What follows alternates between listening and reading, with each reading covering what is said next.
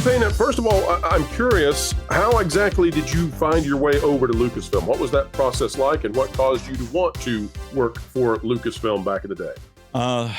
That part's a really long story. I'll try to condense as much as possible.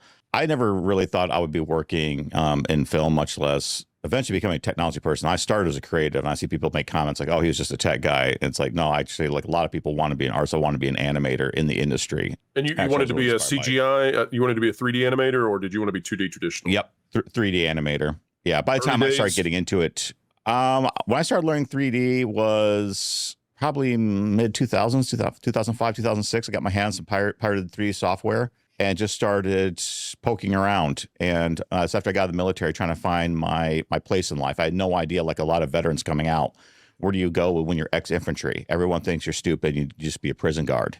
And I'm a high school dropout at 15. I still don't have a diploma to this day. So going back to that era in 3D animation, I'm going to have to ask you a question then that'll bring back memories. Maya or 3DS? Started with 3D Studio Max, and then I picked up on Maya, and because I found out that was what everyone was using, and dug into Maya very heavily. Even co-authored a book about Maya at some point that helped me. Said goodbye to the nerves, did you? Had enough of those, yeah. huh? Yeah. Enough of those connecting vertices. All right, we'll get out of that, folks. Let's do it into the weeds. Yeah. So when I started, I only did this for fun. I really not think there's no way I'm going to make it in games, film, anything. And then I kind of lost my home. The recession started hitting Michigan pretty early. I ended up pretty much homeless, living in a modified bread truck that we had put up cheap insulation on my dad's property with a single extension cord that ran out to the truck for power. And I was like, did my life sink this far? And so I started using my GI Bill and going to college just to do something, just so I was getting a paycheck. And I could go into the college classrooms, which were warm during the winter because I was living in Michigan, and this was really cold to live in a bread truck. And I had nothing else in my life. I'd sunk pretty far, and I worked really, really hard. And I started making connections in the industry. People started doing freelance work, doing both creative and technical. I started realizing I had an aptitude for understanding code and logic. And I was just coding just within Maya at the time.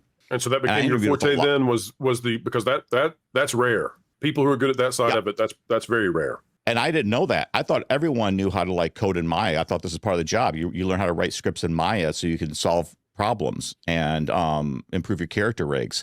And so I started interviewing, and my animation reels weren't that great. And so people are like, well, your animation's not good, but you can write code. We could use people to write code. I'm thinking, well, can everyone? And they're like, well, we'd like to support artists. And, in my head, I said no, but my mouth said yes. And so I got in early on just doing, pipeline support. But I interviewed a lot of studios, and a lot weren't going well. And I was starting to give up on the idea ever getting in the industry. And then after, a string of interviews, I get a call one day with a job offer to, relocate and go work for Lucasfilm Animation. There's a big turning point in my life. I was gone 7 days later. I had nothing in Michigan. I want to get out of living. So where was? So did you drive the bread truck, or did you leave the bread truck behind?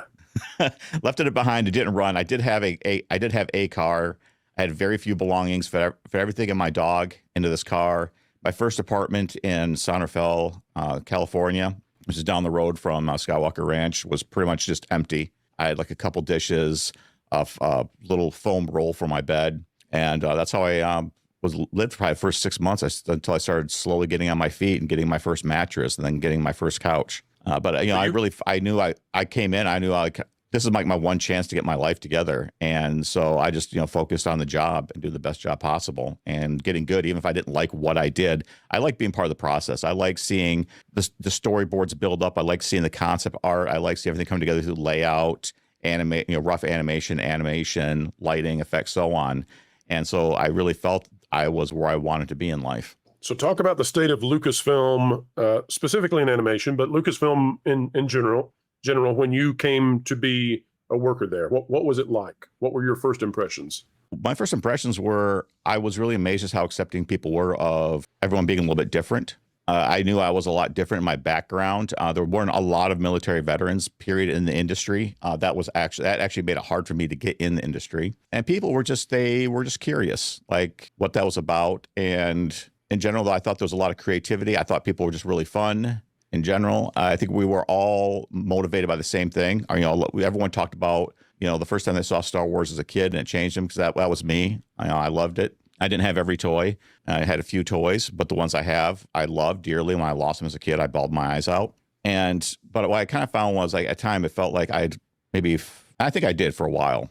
Like, I found my circle, and the only friends I had were the people that I worked with. And, a lot of them to this day, we've all moved on.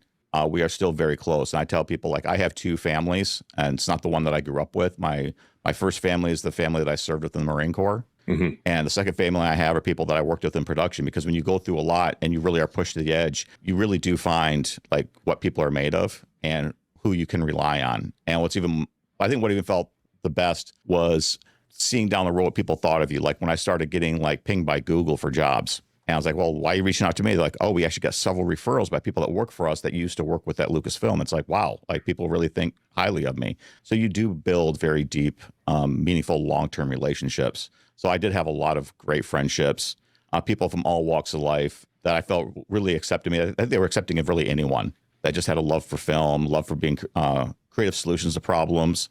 And they also accepted that you didn't always have to have the right solution. I mean, I definitely made a lot of mistakes, along the way trying to learn. But it was also where they really judge you is, how did you take that feedback when you made a mistake? Mm-hmm.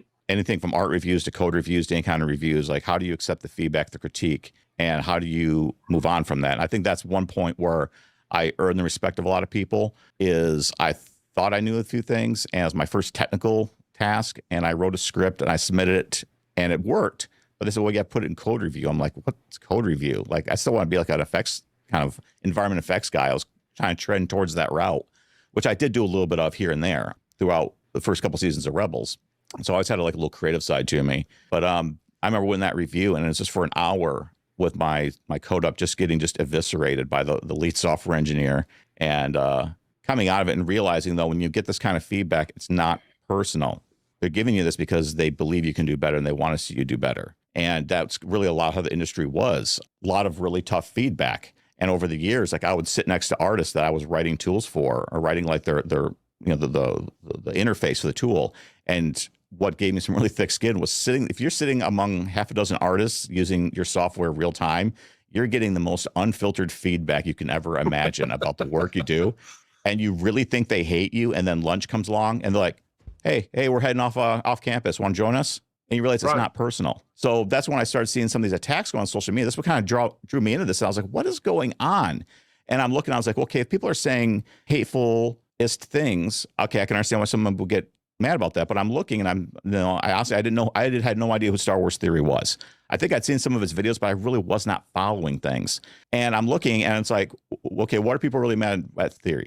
And Theory is sitting there going, this breaks canon. And it's like, wait, how did we go from an industry where people will get their work, whether technical or creative, reviewed up and down by numerous colleagues, people you do know, you don't know, and you, instead of, like, crying about it, you go back and you improve upon it. And that's how these films are built. But suddenly the thing that breaks the franchise is someone on YouTube saying, I think this breaks canon. That's the comment that everyone loses it over. I mean, similar types of comments, right? People just kind of complain about the story in canon. I'm like, what's going on? Like, I was really kind of confused what was going on. We quickly moved to an anti-meritocracy where it was no longer about what you could do or receiving critical, constructive feedback, but rather it was, power and how do I hold it inside a corporation. Payne, looking back at your career at Lucasfilm, could you give me one or two things that you're most proud of? Something that you look back and say, wow, I that pushed me beyond my limits and we succeeded with it. There's one that really stands out was the transition from Clone Wars to Rebels. I mean, if you pay attention to the news, which you probably were because that's what you do, you knew that Lucasfilm Animation suffered a massive layoff and, Clone Wars was canceled. And I was one of the few people that was kept. And, like, they're really the only person from my department. And why do you think you were kept without being braggadocious? Okay, well, that's the anti-braggadocious answer. We'll go with that. Was the cheapest. Yeah, I was probably the most. I was only a year into that department, and there were definitely leads and seniors, and I was probably the most junior associate. So why the most junior associate software engineer was kept is something that I could never make sense of. I just feel it's a budget thing. Okay, but you were very proud of what you were able to accomplish going from one show to the next in spite of that difficulty. Well, when you realize, like, how many people it takes to run a pipeline, and then realizing, like, the changes I need to make, because everyone talks about scaling up, like things need to scale up. I was like, what about scaling down? Like, how do you run a show when you had 10 people supporting it and now you have one? Right. And like realized like I had to make some big changes to how things worked. No one understood these changes because I'm dealing with just producers and artists. And of course, then they don't trust me because whenever you talk about change, people get nervous. But I was You're like, speaking a totally different language. You're on a different planet from the artists. Yes, very different planet. And that first year was just brutal. But I had this thing was like I wasn't, maybe looking back, maybe I just said, screw it, I'll just go work somewhere else and make more money and not work as hard as I did. But then I had like this drive in me, like, I'm not going to fail. Like, this is going to work. We are going to figure this out, and at all costs. And so there was overcoming that, but it was also like overcoming some personal challenges with, colleagues, people I never worked closely with, but suddenly we're a smaller team. And then you kind of realize in big companies, you always have cliques, you always have groups of friends, and working with some individuals that knew the people that I had been friends with, and to come to find out that they had trust issues with those people. So therefore they didn't trust me initially, understandably, and having to earn that trust and really earn it and really build good relationships with some of these individuals over those years. And looking back and just seeing like that slow evolution where it went from, that I feel that initially they didn't believe in me to at the very end where they're like, yeah, we're really sad to see you go. And when I started looking for jobs and when I wanted to leave, I started interviewing places. And I started running these companies where basically these hiring managers were trying to interview for they're trying to interview in their image or their next best friend, because you're supposed to like hit it off immediately in the interview. And what I've learned is a lot of times the people that you hit it off with immediately, you don't always have the best long-term relationships with. There's sometimes the people that it's initially very rocky, and you work through those problems. And then after you've worked those problems, you build amazing, strong relationships of people that trust you and will stand up for you. Iron sharpens iron, right? Yes. This is something I want to make a comment on here. This is really important in a creative field to have people with different perspectives, because if you have 100 of the same thing, all that allows you to do is create 100 of that same thing over and over and over again. You can't iterate and you can't create something new if you don't have push and pull in that creative process. That's that just speaks to me right there. And when I was allowed to start growing my department, because I couldn't be the only tech person, I couldn't be the single source of failure, the first person I hired was somebody that was not me. And what I would see people do a lot is hire in their image, as I said.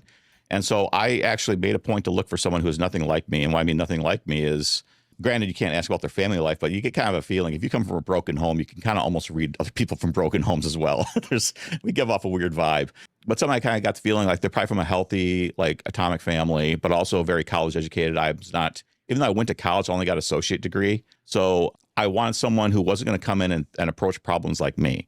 And so I found a candidate who was recently graduating from a big university, was completely like, because I learned most of my code on the job, my coding skills.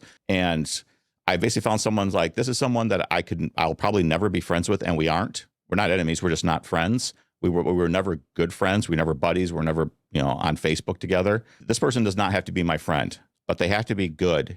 And they have to bring a different perspective to solving problems. Because that's what I did when I first came in and we would have big problems. And I'd work with these software engineers who had been to, Stanford or Berkeley.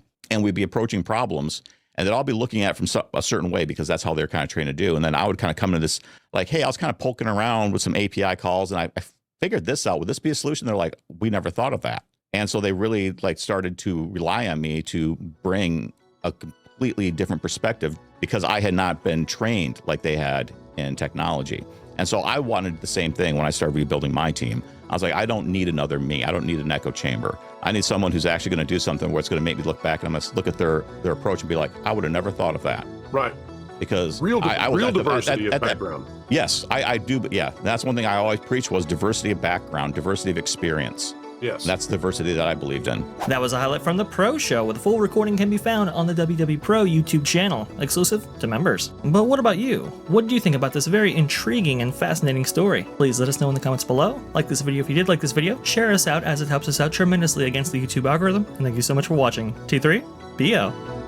Please comment, like, and share this video. And don't forget to subscribe to That Park Place Podcasts Online, your source for exclusive content and highlights from wdwpro, The Pro Show, and That Park Place for all the news that should be fun.